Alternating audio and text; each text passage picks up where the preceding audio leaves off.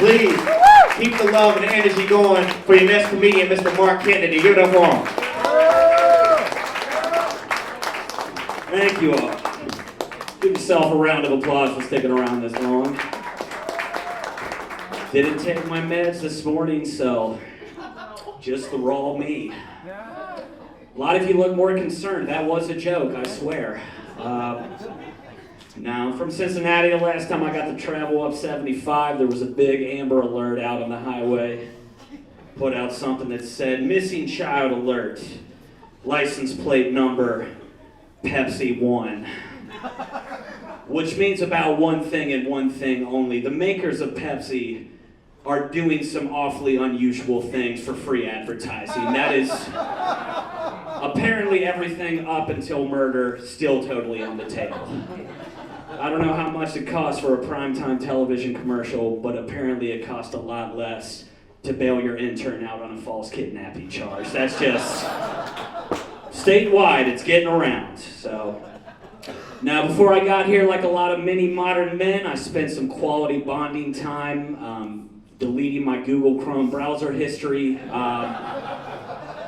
If you look under each option under the box, it starts out delete everything the last hour, the last day, the last week. The very bottom one says everything from the beginning of time. I said erase everything ever. Where the hell was this option when I shit my pants in the 3rd grade, man? It was during gym class. I've never exercised again. And I started kind of getting into it, like inside my own head, like, well, if there's no beginning of time, is there an end? Is there a real me? Is it? You know what? This is a lot of shit to ponder for a dude who was just trying to get Darby Does Dallas off of his hard drive, all right? Like, not the best time. But of course, fellas, why did I have to get rid of that history? We've all been there, right? I was, of course, looking up lesser-known facts about the band Nickelback, and I needed to know why they got their name, right? I like my hatred to be well-informed, and what happened was the lead singer of the band was a manager at Starbucks, because, you know, punk rock, and he had said the most common item was a medium latte at the time, which was $1.95. You give him $2, and he does what now? Gives them a nickel back. Yeah, that's the end. But what's more hard to believe is that he somehow convinced 4 other mature adult musicians that nothing quite says hard rock rebellion like the act of handing back perfect change to Starbucks customers who just ordered the most ubiquitous item on the menu, you know? A real middle finger to the system, to say the least. But there's another one going out on the internet. They always talk about that Pink Floyd record that syncs up to movies, right? The newest one was they said it sunk up to Star Wars. I don't want to pop any bubbles here, but if you're on the right drugs, that record tends to sync up to everything, ever. Yeah, reality kind of just unfolds right there, but people get real into it. They go, man, I'm pretty sure you start the record right after that MGM Lions third roar.